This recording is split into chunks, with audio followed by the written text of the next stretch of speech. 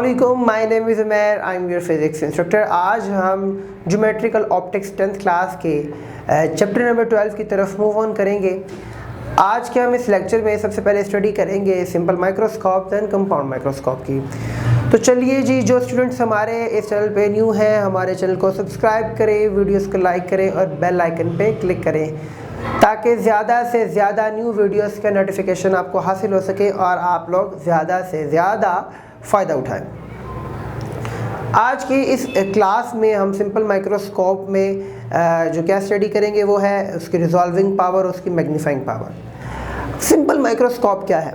Simple microscope एक device है जो चीज़ों को मैग्नीफाई करके दिखाती है, या एक सिंपल माइक्रोस्कोप एक सिंपली हम कह लें कन्वेक्स लेंस है।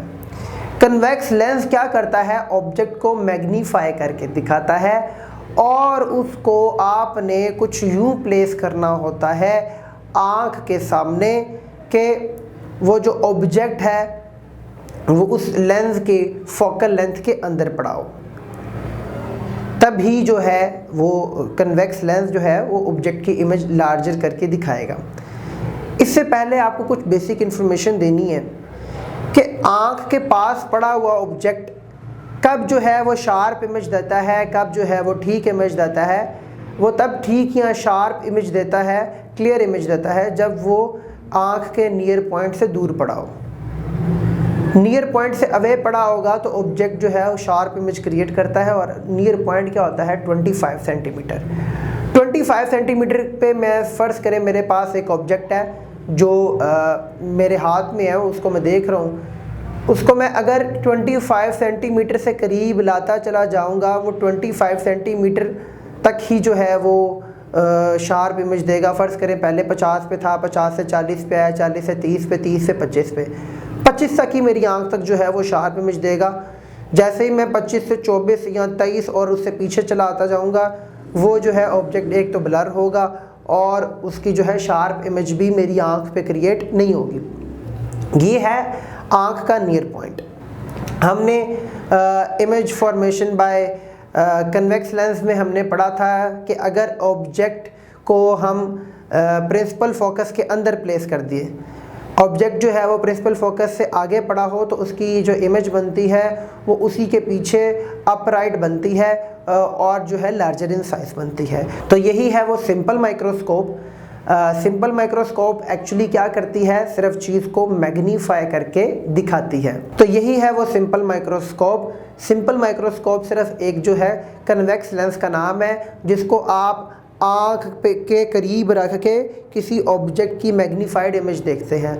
आप लोगों ने अक्सर देखा होगा कि मोबाइल रिपेयरिंग शॉप पे आप जाते हैं या आप अपनी घड़ी की जो है सुइयाँ चेंज करवाने के लिए जाते हैं, घड़ी ख़राब हो जाए, सेल जो है चेंज करवाने के लिए जाते हैं, उसका कोई मैकेनिकल पार्ट ख़राब हो जाए, उसको चेंज करवाने के लिए, ठीक करवाने के लिए, चेक करवाने के लिए जाते हैं। तो वो जो मैकेनिक होते हैं उस घड़ी के, उस मोबाइल के, उनके पास आपने गौर किया होगा बिल्कुल छोटा सा एक लेंस होता है जिसको वो आँख के करीब करके देखते हैं, और वो जो मोबाइल के अंदर कोई ख़राबी होती है, उस घड़ी के अंदर वो ख़राबी होती है, उनको वो नज़र आना शुरू हो जाती है।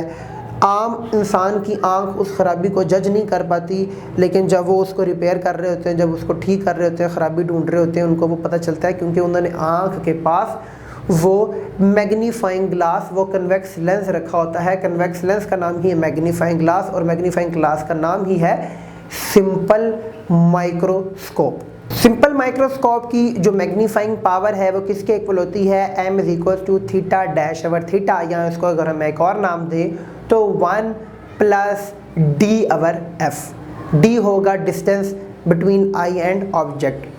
तो ये है इसकी मैग्नीफाइंग पावर का फॉर्मूला। इसके बाद इसकी रिजॉल्विंग पावर भी एक चीज़ होती है। रिजॉल्विंग पावर क्या है? रिजॉल्विंग पावर कहते हैं किसी भी इंस्ट्रूमेंट की ऐसी पावर के वो दो करीब पड़े हुए ऑब्जेक्ट्स के दरमियान में फ़र्क करके दिखाए। दो ऑब्जेक्ट्स जो बहुत करीब पड़े हुए हैं, इतने करीब पड़े हुए हैं कि आम इंसानी आँख से अगर हम उसको देखें थोड़े फासले पर, तो वो हमें करीब करीब पड़े ही नज़र आए। लेकिन एक ऑब्जेक्ट यानी कि अगर हम लेंस की मदद से उनको देखें तो वो लेंस हमें उनके दरमियान में काफ़ी स्पेस, काफ़ी गैप दिखाए, तो इसका मतलब है उसकी रिजॉल्विंग पावर, उस लेंस की हमारी आँख की रिजॉल्विंग पावर से क्या है, ज़्यादा। इसकी एग्ज़ाम्पल यूँ ये ले लेते हैं कि आपने अक्सर रात को ये ऑब्ज़र्व किया होगा कि जो स्ट्रेट रोड होती हैं जहाँ पे गाड़ियाँ सफ़र कर रही होती हैं, सामने से जब कोई गाड़ी आ रही हो रात के वक्त जिसके दोनों हेडलाइट जो है वो ऑन हो, अगर वो गाड़ी काफ़ी दूर है तो वो आपको दो हेडलाइट की बजाय एक ही रोशनी नज़र आती है। जैसे ही वो गाड़ी सामने से करीब आती चली जाती है, आती है तो एक हद आती है जिसके बाद आपको वो जो लाइट है वो एक की बजाय दो में स्प्लिट होती नज़र आती है। इसका मतलब है कि पहले जब आप अपनी आँख से उसको देख रहे थे, आपकी आँख की रिजॉल्विंग पावर इतनी अच्छी नहीं थी, इसलिए वो आपको एक ही लाइट सोर्स नज़र आ रही थी। जैसे ही वो करीब तर आती चली गई, आपकी आँख और उस ऑब्जेक्ट के दरमियान में फ़ासला कम होता चला गया और आपकी आँख ने उस ऑब्जेक्ट को रिज़ॉल्व करना शुरू कर दिया, और अच्छा उसने रिज़ॉल्व किया, उसको पता चला हाँ ये तो एक लाइट है, एक हेडलाइट से लाइट आ रही है, ये दूसरी हेडलाइट से लाइट आ रही है, ये कार है या कोई दूसरा एक व्हीकल है, कोई ट्रक है। तो ये होती है रिज़ॉल्विंग पावर। किसी भी इंस्ट्रूमेंट की, ऑप्टिकल इंस्ट्रूमेंट की रिज़ॉल्विंग पावर ये होती है कि वो दो क्लोजली प्लेस्ड ऑब्जेक्ट्स को या पॉइंट्स को डिस्टिंग्विश करके बताए, उनके दरमियान में फ़ासला करके बताए, उनको स्पेस या पार्ट करके दिखाए। ये होती है इसकी रिज़ॉल्विंग पावर। ये है हमारे पास सिंपल माइक्रोस्कोप। सिंपल माइक्रोस्कोप से अगर हम मूव करें कंपाउंड माइक्रोस्कोप में, तो कंपाउंड माइक्रोस्कोप के अंदर हम जो मैकेनिज़्म यूज़ करते हैं वो थोड़ा बहुत मिलता जुलता है सिंपल माइक्रोस्कोप से। उसमें सिर्फ क्या जो है फ़र्क है, उसमें दो हम जो है वो लेंस का इस्तेमाल करते हैं। एक लेंस जो है वो ऑब्जेक्ट के सामने पड़ा होता है और जो एक लेंस है वो आँख के सामने पड़ा होता है। ऑब्जेक्ट के सामने जो लेंस पड़ा होता है उसको कहते हैं ऑब्जेक्ट पीस, जो आँख के सामने पड़ा होता है उसको कहते हैं आई पीस। ऑब्जेक्ट के सामने लेंस को कुछ यूं प्लेस किया होता है कि जो ऑब्जेक्ट पीस का जो प्रिंसिपल फोकस है उससे पीछे, थोड़ा सा पीछे ही आपने ऑब्जेक्ट प्लेस किया हो।